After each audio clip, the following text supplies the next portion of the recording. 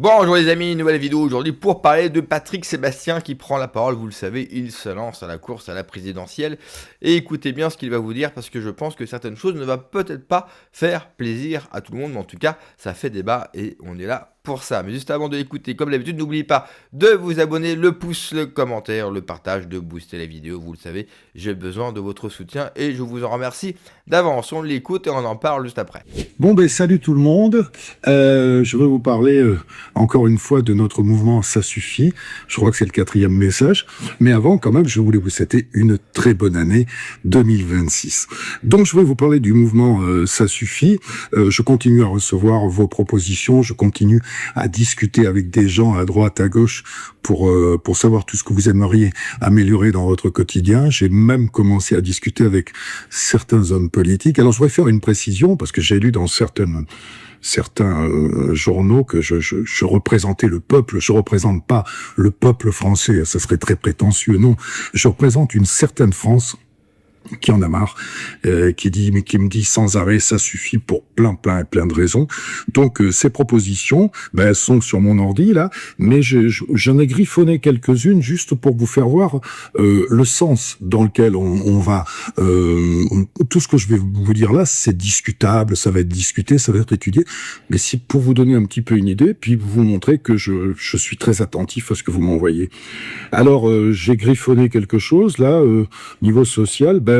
Beaucoup de gens me demandent évidemment en premier la baisse des charges salariales pour les employés et puis la baisse des charges patronales pour les employeurs. Ça, c'est quelque chose qui revient souvent. On me demande aussi la TVA à 5% sur les produits de première nécessité, y compris les produits d'hygiène, et puis un abaissement significatif des taxes qui plombent les entreprises, vraiment, qui empêchent les petits restaurateurs, les petits artisans d'avancer. En termes de justice, évidemment, l'augmentation des peines de dissuasion que les gens qui font des bêtises ne s'en sortent pas tranquillement 2 jours après, et puis peut-être ajouter à la prison la confiscation des biens. Voilà. Autre chose qui revient souvent, c'est la majorité pénale à 15 ans au lieu de 18, je crois, aujourd'hui. Et puis aussi la condamnation de certains juges, donc ils font une erreur manifeste. Et également, là j'ai noté ici, ça revient beaucoup, qu'on puisse se virer les squatteurs beaucoup plus rapidement. En termes d'Europe, parce que ça aussi, ça vient souvent. Bon, il y a beaucoup de gens qui sont pour le Frexit, et puis il y en a d'autres beaucoup plus nuancés, qui disent qu'on resterait quand même dans l'Europe, mais qu'on refuserait systématiquement toute norme européenne qui nuirait à la productivité française. Ça, c'est pas mal. Après, on nous parle beaucoup dans vos propositions du gaspillage d'État, parce qu'on est le pays qui paye le plus de taxes et d'impôts, qui est censé nourrir le service public, et jamais les services publics ont aussi mal marché. Donc, c'est que cet argent, il est mal utilisé, il est gaspillé, donc il faut s'attaquer à ces gaspillages, les planques en tout genre, les amis des amis, etc., etc. Au niveau des agences d'État, je crois que le Cornu a commencé à s'y attaquer, mais ça serait bien que ça avance un peu plus. Et au niveau de notre représentativité, beaucoup d'entre vous me demandent à ce qu'il y ait moins de députés et s'attaquer évidemment aux privilèges des anciens ministres, etc., tous ces gens qui sont beaucoup payés pour des choses qu'ils ne font plus. Il y a aussi des gens qui me demandent de revenir à des choses qui n'existent plus, qui étaient là avant. Par exemple, la défiscalisation, un truc difficile à dire et à accepter, la défiscalisation des heures supplémentaires, et aussi revenir peut-être aux députés maires, parce que les maires sont vraiment au contact de la réalité, et je connais plein de maires qui seraient d'accord pour revenir au système de députés maires, où il y aurait un cumul des mandats, mais pas un cumul des salaires. Ils sont d'accord d'ailleurs. Après, ce qui revient aussi très souvent, c'est que beaucoup de gens voudraient qu'on régule l'assistanat social pour que quelqu'un qui bosse ne gagne pas moins que quelqu'un qui est assisté. Pour certains, ça paraît évident. Donc, une dernière petite chose que j'ai notée, c'est sur les hôpitaux.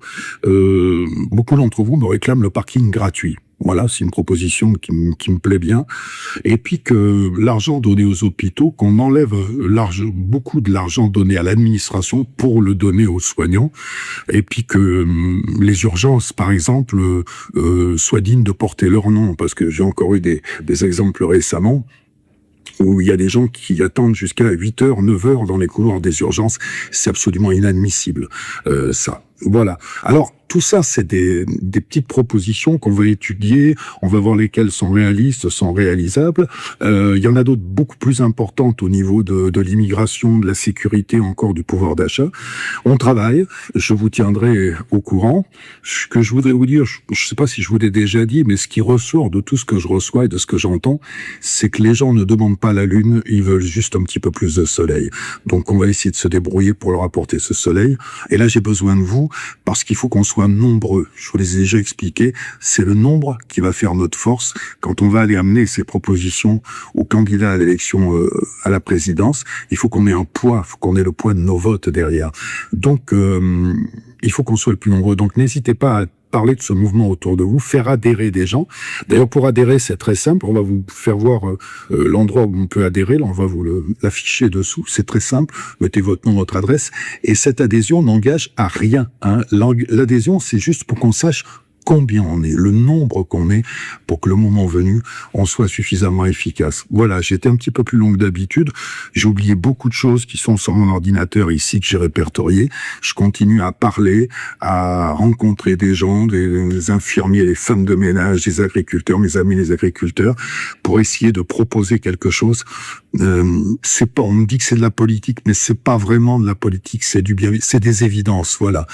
Certains me parlent de cahiers de doléances, c'est pas des doléances, c'est des évidences. Eh ben dis donc, c'est bien tiède quand même, c'est bien timoré, et ça résume vraiment la vie politique française. Mon Dieu, mais qu'on est gentil, qu'on est timoré. On n'est vraiment pas prêt ou à l'aube de la radicalité en politique, et c'est bien dommage, hein. Trump nous donne une leçon de politique, Poutine une autre leçon, Xi Jinping, bref. Les pays souverains, les pays puissants de ce monde nous donnent une leçon de réalisme politique et de radicalité. Et nous, on en est à dire non, mais on ne fait pas de la politique, c'est du bon sens. Tout est politique. Et quand on ne s'occupe pas de la politique, elle s'occupe de vous. La politique, ça n'a pas de frontières. La politique, ça n'a pas de sentiments. La politique, c'est un objet, c'est quelque chose de froid. Ce n'est pas là pour être gentil, ce n'est pas là pour être méchant, c'est de la politique et on doit défendre nos intérêts. Sur la sortie de l'Union Européenne, vous l'avez entendu, je sais que certains pensaient ou alors espéraient qu'il allait prononcer le mot qui fait plaisir à tous les souverainistes, Frexit. Et non, il ne l'a pas prononcé. Alors, ce qui est très drôle dans sa phrase, vous l'avez entendu, il dit « Les gens proposent qu'on n'accepte plus les normes européennes qui nous pénalise, mais ne veut pas sortir de l'Union européenne.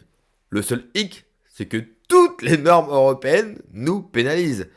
L'Europe, soit on la prend, soit on la prend pas. C'est comme pour la souveraineté, et c'est comme pour une femme enceinte. Une femme n'est pas à moitié enceinte. Elle l'est pas. L'Europe, c'est un pack. L'Europe, par nature, est une organisation construite pour détruire la souveraineté des nations et les nations tout court, leur identité, bref, tout ce qui constitue une nation. L'Europe, par nature, est immigrationniste, etc., etc. Donc soit vous restez dans l'Europe et vous allez mourir, disparaître et vous fermez votre gueule, soit vous sortez et vous essayez de faire autrement, vous essayez de récupérer votre souveraineté et vous essayez d'en faire quelque chose. Et j'ai bien dit, essayez d'en faire quelque chose, car la souveraineté, la puissance, c'est un combat de chaque instant. Et vous ne pouvez jamais lâcher aux autres un seul centimètre carré. Je crois que nous avons des exemples aujourd'hui. Oui, il y a des mesures qui sont intéressantes, mais franchement, c'est des mesurettes. Je pense que Patrick Sébastien se leurre complètement. Je ne doute pas de sa bonne volonté. Moi, je ne suis pas là pour sonder les âmes et les cœurs. C'est pas mon boulot. Mais s'il pense qu'il va réunir du monde avec leurs propositions et qu'il va aller voir les candidats, bien sûr qu'ils vont tous dire oui. Moi, le premier, je suis candidat. Il vient me voir, je suis ah, mais c'est excellent, je vais le faire. Et je ne le ferai jamais. C'est comme ça depuis 50 ans. Et le pire, c'est qu'on n'apprend jamais rien. On n'apprend jamais de nos erreurs, on n'apprend jamais de nos passés et on est toujours dans l'espérance que nos politiques, peu importe le bord, vont enfin exécuter la volonté du peuple, vont enfin gouverner pour le bien commun, vont enfin faire des choses sensées. Non, cela n'arrivera jamais. Vous voulez vraiment que cela change? Moi aussi.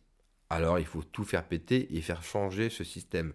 La République, par nature, a montré sa faiblesse, a montré aussi sa vassalité.